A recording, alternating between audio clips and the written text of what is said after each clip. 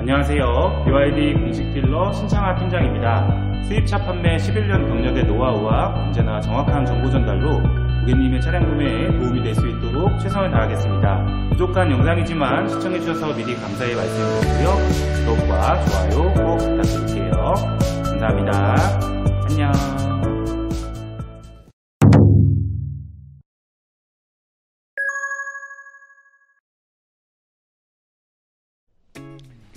안녕하세요. BYD 공식 딜러 신창하 팀장입니다. 보시는 것처럼 전시장에 불이 지금 다 꺼져 있거든요.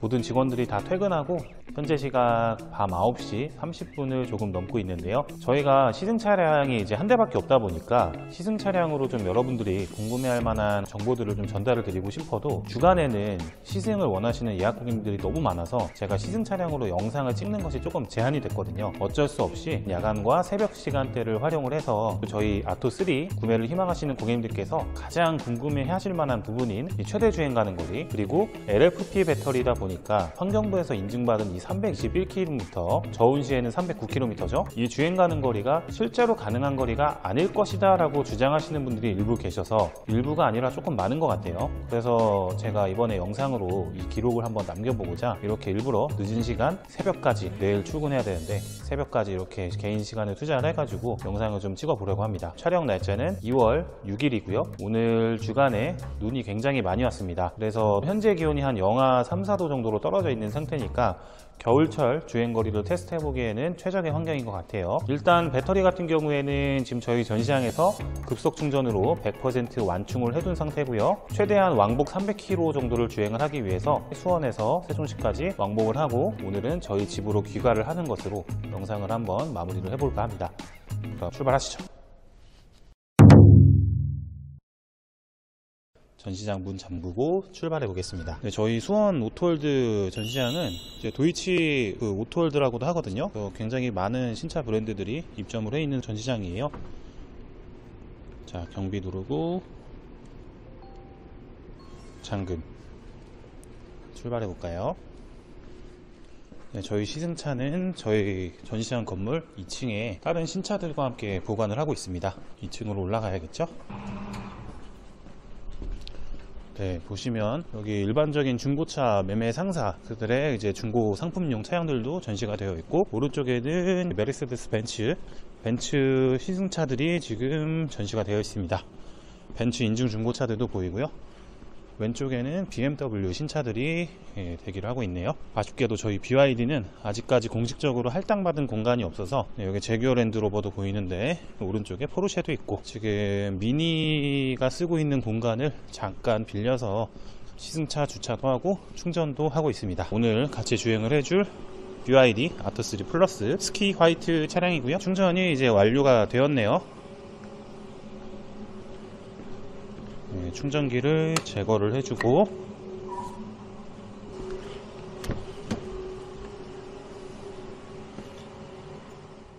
네, 지금 차량에 탑승해서 이제 시동을 걸었거든요. 100% 완충이 되었는데 보이시죠? 정확하게 지금 100% 상태에서 환경부 인증받은 주행 가는 거리인 321km가 찍혀 있습니다. 지금 저희 시승차는 가지고 온 지 이틀밖에 안 돼서 총 주행 거리는 132km 지금 측정이 되어 있고요. 참고로 이게 데이터는 내비게이션이나 뭐 음악을 듣거나 이런데 데이터를 사용을 하거든요. 데이터 사용이 지금 한 달에 2기가 정도라서 어플 다운받는데 다 써버렸어요. 그래서 지금 핸드폰에 모바일 핫스팟을 켜주고 내비를 사용하기 위해서 와이파이를 연결을 해주겠습니다. 일단은 추우니까 핸들 열선 켜주고 시트 열선도 일단 켜주고 공조기 온도도 24도 정도로 일단은 맞춰놓고 오토로 맞춰놓고 출발을 하겠습니다. 지금 세종시청을 찍었는데 111km가 나옵니다. 그리고 다시 여기서 저희 집이 있는 동탄 쪽 으로 돌아오면은 대략적으로 왕복 240-50km 정도는 주행을 할 수 있을 것 같아요. 그렇게 되면 잔여 주행거리 등을 살펴서 표시되어 있는 321km가 정말 주행 가능한 거리인지 어느 정도는 이제 감을 잡을 수 있을 것 같아요. 네, 그럼 기어봉 드라이브에 넣고 주차장에서 나가도록 하겠습니다. 출발. 잠시 후 우회전입니다. 이어서 60m. 네, 지금 건물 밖으로 나와서 출발을 했고요. 잠시 바깥을 보여드리면 눈이 굉장히 많이 왔죠. 잠시 네, 눈이 많이 왔고 지금 도로도 굉장히 많이 결빙이 되어 있는 상태입니다. 많이 얼었어요.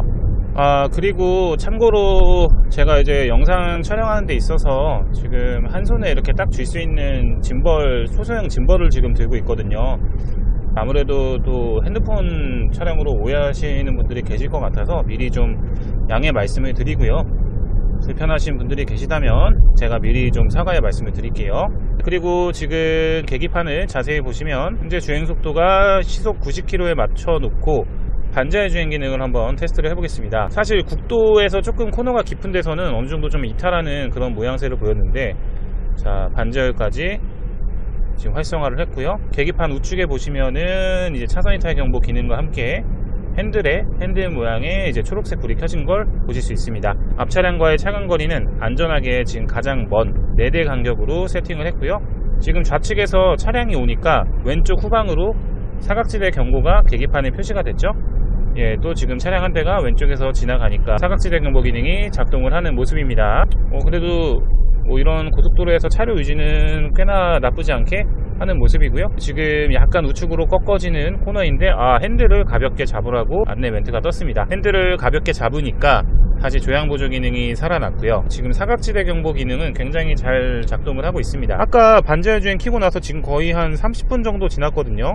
근데 30분 동안 한 번도 얘가 이탈을 안 했어요. 이 핸들에 손만 올려두니까 인식률이 굉장히 좋습니다. 적어도 고속도로에서는요. 그리고 지금 야간인데도 불구하고 차선 인식률 굉장히 좋은 편이고요. 이 정도면 제가 기존에 근무했던 BMW나 벤츠에서 썼던 반자율 주행 정도의 그 성능과 큰 차이가 없는 수준으로 보입니다. 반자율 주행 기능은 꽤나 좀 유용하게 좀 사용하실 수 있을 것 같다라는 말씀을 좀 드리고요. 실제로 이렇게 고속도로에서 장시간 써보신 분들은 아직까지는 거의 없을 테니까 조금 더 정확하지 않을까 생각을 하고 있습니다. 네, 드디어 세종시에 도착을 했습니다. 지금 거의 11시 40분 정도가 돼가고 있는데 제 뒤에 보이는 건물이 세종시청입니다. 어디로 갈까 하다가 그냥 무작위로 세종시청 검색해서 찍고 왔는데요. 거의 9시 50분 정도에 출발을 했는데 10시 40분, 11시 40분, 한 1시간 40분, 50분 정도 만에 도착을 한 것 같고요. 지금 정확히 저희 수원 오토월드 전시장에서 지금 세종시청까지 도착하는데 112km를 주행을 했습니다. 온도는 영하 4도에서 영하 5도 정도를 왔다 갔다 했고, 세종시 같은 경우는 조금 더 날씨가 따뜻한 것 같아요. 그러면 이쯤에서 112km를 주행한 파트3 겨울철 주행 가는 거리 얼만큼 남아있는지 팩트 체크를 한번 해보겠습니다.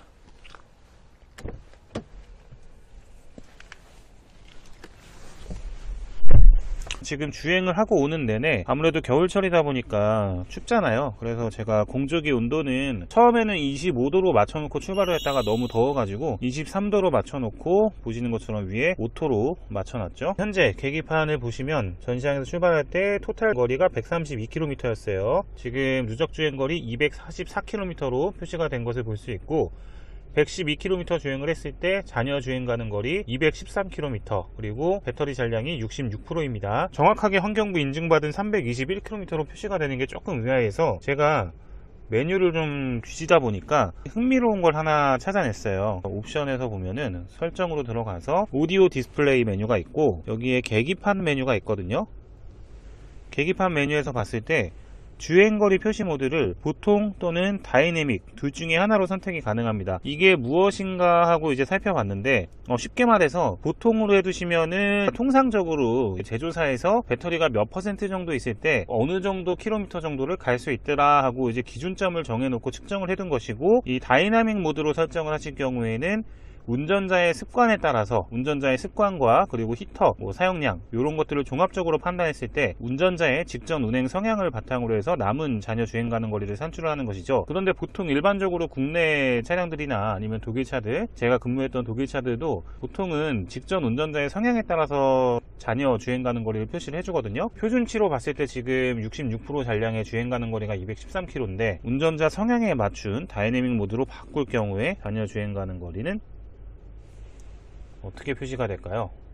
214km? 별 차이가 없네요. 보통으로 하니까 213, 다이나믹으로 바꾸니까 214km. 제가 주행 중에는 다이나믹 모드로 바꾸니까 주행 가는 거리가 거의 한 2-30km가 늘어났었는데 지금은 또 멈춰있는 상태에서 제가 히터만 틀어서 그런지 별 차이가 없습니다. 결론적으로 아직까지 중간 점검을 해봤을 때는 BYD가 환경부에서 인증받은 그 주행 가는 거리 321km 굉장히 정확하다라고 좀 말씀을 드릴 수 있을 것 같고요. 일각에서는 저희가 LFP 배터리다 보니까 실제로 인증받은 주행 가는 거리보다 훨씬 더 적게 갈 것이다. 겨울철에 주행 가는 거리가 정말 박살이 날 것이다 라고 그렇게 공격을 하시던 분들이 꽤나 많이 계셨는데 이 영상을 보시고 그렇지 않다는 거를 확인을 좀 해주셨으면 좋겠습니다. 올라가는 길에는 배터리 잔량에 대한 걱정이 없기 때문에 거의 한 100km에서 110km 정도로 속도를 조금 올려서 주행을 한번 해보도록 하겠습니다. 그리고 보조적으로 조금 기능 설명을 한 가지 좀 드린다면, 저희가 예를 들어서 제가 지금 만약에 휴게소에 들렀다라고 가정을 하고 이제 전기차 충전을 할 수도 있잖아요. 급속 충전을 한다 그러면 보통 한 2-30분 정도는 충전기를 물려놓게 될 텐데, 그렇게 짬나는 짜투리 시간에 이렇게 차량에서 즐길 거리들이 굉장히 많아요. 요거는 이제 인터넷을 일반 PC에서 보는 것처럼 이렇게 동일하게 이렇게 좀 보실 수가 있고, 뭐 뉴스 같은 것도 뭐 이렇게 확인이 가능하시고, 그리고 일반적으로는 유튜브 영상을 많이 보시겠죠. 패드로 유튜브 영상을 보는 정도의 그런 속도가, 꽤 빠른 속도가 나오거든요. 네, 그리고 스피커도 나쁘지 않고 이렇게 영상을 볼 때는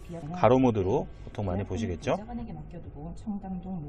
네, 화질도 나쁘지 않고 굉장히 좋습니다. 그러니까 이게 충전을 물려놓고 기다리는 시간 동안 뭐 할 수 있는 즐길 거리들이 적지 않게 있습니다. 아니면은 BYD 아케이드, 뭐 이렇게 미니 게임 같은 것도 준비가 되어 있어요. 그러니까 이런 부분이 사실 동급의 국내 차에서는 조금 보기 힘든 그런 약간 테슬라의 감성이 좀 묻어나는 그런 차별화되는 요소가 되는 그런 옵션이라고 볼 수 있을 것 같아요. 네, 이런 식으로 이런 미니게임도 몇 가지 종류가 준비가 되어 있어요.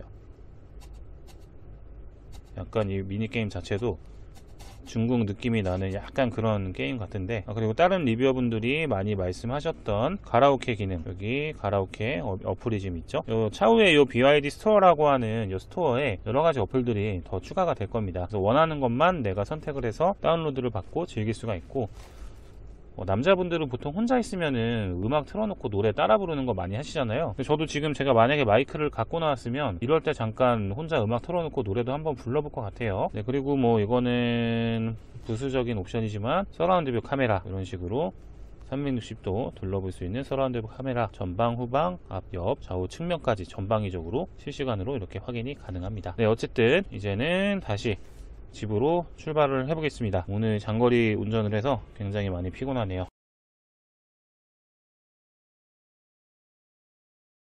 굉장히 어두운 도로인데도 불구하고 코너 이렇게 지날 때도 전혀 뭐 불안하거나 그런 느낌 없이 안정감 있게 좀 빠져나가는 그런 모습이고요. 제가 당초에 우려했던 것과는 다르게 반자율 주행 인식률이 굉장히 좋습니다. 그리고 지금도 보시면 오토 하이빔 어시스턴스 기능이 작동하고 있다는 파란색 등이 들어와 있습니다. 이 가격대의 차에, 이 3천만원짜리 차에 정말 없는 옵션이 없는 것 같죠? 그러면 중간 휴게소까지 또 무정차로 이동을 해보도록 하겠습니다.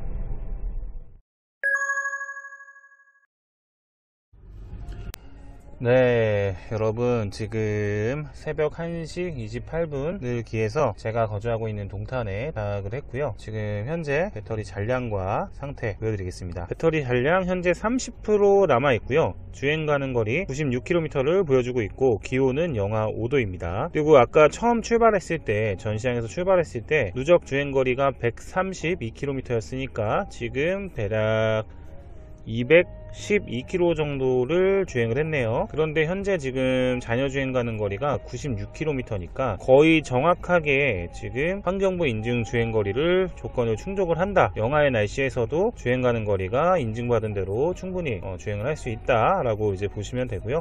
제가 한 가지 조금 아쉬운 거는 조금 더 주행을 해서 뭐 일각에서 말씀 주셨던 그 호주 유튜버 분께서 겪으셨던 배터리 잔량이 25% 이하일 때 갑자기 배터리가 막 광탈이 되면서 시동이 꺼졌다는 등의 그런 경험을 하셨다고 하는데, 그런 거 관련해서 저도 조금 더 주행을 하면서 배터리 잔량이 30% 이하일 때, 혹은 또 이제 중국에 계신 어떤 유튜버분께서 이제 영상을 올린 것처럼 배터리 잔량이 15% 이하일 때 정말 출력 제한 경고등이 점등이 될지, 그 부분에 대해서 테스트하는 영상을 좀 찍어 보려고 하거든요. 지금 사실 너무 피곤하기는 한데 저희 집도 지금 저 오른쪽에 보면은 보여요. 빨리 들어가서 자고 싶은데, 일단은 내일 출근하는 것까지 고려를 해서 주행을 조금만 더 해가지고 배터리 잔량을 한 20% 정도까지 만들어 놓은 다음에 이제 내일 출근할 때 타고 가면은 이제 배터리 잔량이 15% 이하까지 떨어지겠죠. 그럴 때 이제 영하의 온도에서 이 차량이 어떤 반응을 보이는지, 그것까지 최종적으로 모두 촬영을 마치고 영상을 마치도록 하겠습니다.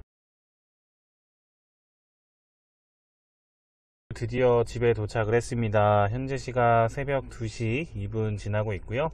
제가 아까 전시장에서 9시 50분 정도에 출발을 했는데 거의 한 4시간 정도 꽉 채워서 운전을 했네요. 마지막으로 내일 아침에 다시 한번 체크하겠지만 자녀 주행 가는 거리는 64km를 지금 표시를 해주고 있고요. 전시장에서 출발을 해서 현재 4시간 동안 총 주행한 거리가 239km입니다. 239km 주행을 했는데 자녀 주행 가는 거리가 64km로 표시가 되고 있으니 총 주행 가는 거리가 303km가 나오네요. 중간에 제가 휴게소에서 잠깐 정차하고 나서 한 20분 정도 시동을 킨 채로 조금 쉬었던 시간들, 아까 세종시에 도착해서 쉬었던 시간들을 계산을 해보면 저온 주행 거리가 309km로 나왔던 그 인증 주행 가는 거리에 거의 정확하게 지금 들어맞는 상황입니다. 이제는 내일 전시장까지 가는 길에 일각에서 얘기했던 배터리가 20% 이하일 때 시동 꺼짐 등의 문제가 생긴다고 하는데, 그런 증상이 생기는지, 그리고 중국 본토에서 배터리 잔량이 15% 이하일 때 출력 제한 경고등이 굉장히 많이 뜬다고 했죠. 그러면서 마찬가지로 전원이 차단되고 구동이 안 되는 증상이 있다라고 했었는데, 제가 내일 출근하는 도중에 그런 일이 생기는지 체크를 한번 해보겠습니다. 그럼 저는 이만 들어가 보고 내일 아침에 다시 한번 찾아뵙도록 할게요. 안녕.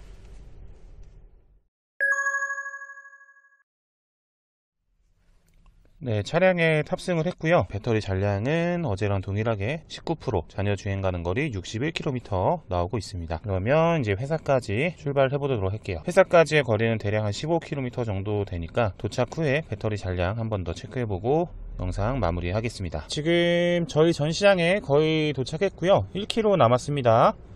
1km를 남기고 배터리 잔량이 10%가 되니까 이제 즉시 충전하라는 경고등이 점등이 되네요. 아직 10% 잔량이 남았는데 주행 가는 거리가 33km 뜨고 있어요. 그러면 100%면 330km라는 얘기니까 얼추 주행 가는 거리가 정확하게 맞아 떨어진다. 현재 기온은, 그리고 어제 눈이 많이 와가지고 영하 7도입니다. 영하 7도. 어제 제가 주행할 때 온도도 영하 5도, 4도 계속 이랬었고, 오늘 아침에도 이렇게 영하 7도의 추운 날씨인데 이 정도의 주행 가는 거리면 효율성 측면에서는 정말 증명을 했다라고도 볼 수 있을 것 같아요.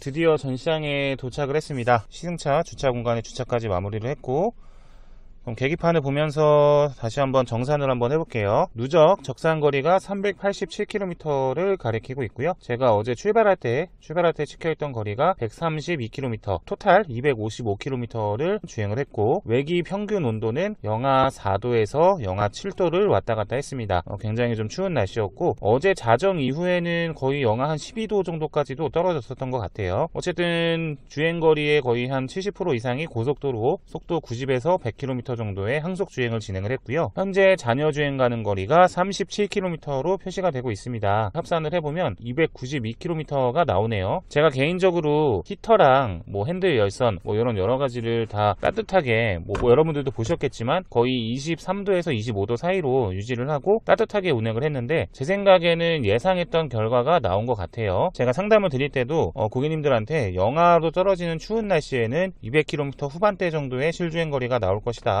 그리고 여름철에는 유럽 기준, WLTP 기준인 유럽 기준으로 거의 한 400km 정도까지 운행이 가능할 것이다 라고 안내를 드리고 있는데, 통상적으로 기온이 영하로 떨어지지 않는 한은 공식 인증받은 주행 가는 거리인 321km 전후로 주행이 가능한 것 같고요. 구매 예정인 여러분들께서 참고를 좀 해주셨으면 좋겠고, 고속도로에서 남들은 다 120, 130까지 달리는데 90에서 100km로 주행을 하냐라고 물어보실 분들이 있을 것 같아서 미리 말씀을 드리면, 전기차를 타보신 분들은 아실 거예요. 아무리 주행 가는 거리가 긴 전기 차량이더라도 만약에 내가 장거리를 간다라고 하면은 이 전기 배터리 잔량에 신경을 안 쓸 수가 없거든요. 그래서 장거리 갈 때는 전기차 오너분들은 대부분 항상 거의 100km 정도 항속 주행을 많이 하십니다. 그렇기 때문에 실제로 오너분들이 가장 운행을 많이 하는 이상적인 속도로 주행 테스트를 해봤다라고 보시면 될 것 같고, 어제부터 눈이 굉장히 많이 와서 길이 많이 미끄러웠는데 이 부분은 전륜 구동이라 서머 타이어임에도 불구하고 크게 어려움은 없었습니다. 작동이 정말 잘 되네라고 느꼈던 거는 저희 아토3 윈드실드 상단에 카메라가 있거든요. 카메라가 전방의 표지판들, 도로 표지판들을 인식을 해서 제한 속도를 실시간으로 이제 표시를 해주거든요. 그게 굉장히 인식이 잘 되더라고요. 반자의 주행 기능 같은 경우에는 예상외로 굉장히 좀 훌륭하다. 물론 이제 코너의 각도가 좀 깊은 국도나 뭐 1차선 도로 이런 데서는 사용이 좀 어렵겠지만, 적어도 고속도로에서만큼은 어제도 거의 30분 동안 한 번도 이탈을 안 한 적이 있었습니다. 그 정도로 인식률이 훌륭한 편이다라고 좀 다시 한번 좀 느끼게 되었고,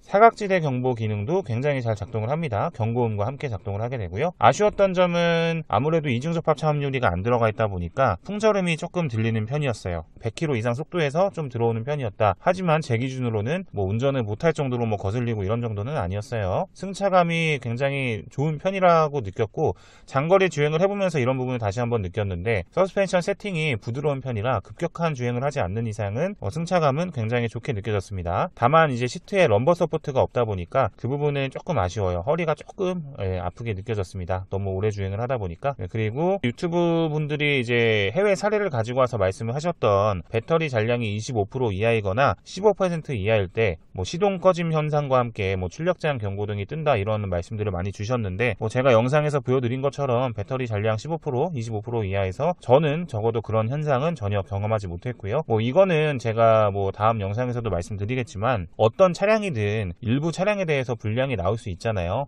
뭐 그런 부분으로 이해를 하시면 될 것 같아요. 왜냐면 그런 걸로 만약에 이 차 전체가, 아토3 전체가 뭐 출력 제한 경고등이 들어오는 차량이다라고 얘기를 해버리면, 반대로 현대기아의 전기차들은 ICCU 이슈가 있는데, 뭐 그럼 현대기아 차 출고하신 모든 전기차 오너분들이 언제 터질지 모르는 폭탄을 안고 다니는 건 아니잖아요. ICCU가 많은 차량에서 고장 결함 이슈가 발견되고는 있지만 모든 차량이 그런 건 아니기 때문에, 뭐 이렇게 결함이 발견된 차량들은 제조사에서 무상 수리로 보증 처리를 해드리고 있지 않습니까? 뭐 BYD도 마찬가지입니다.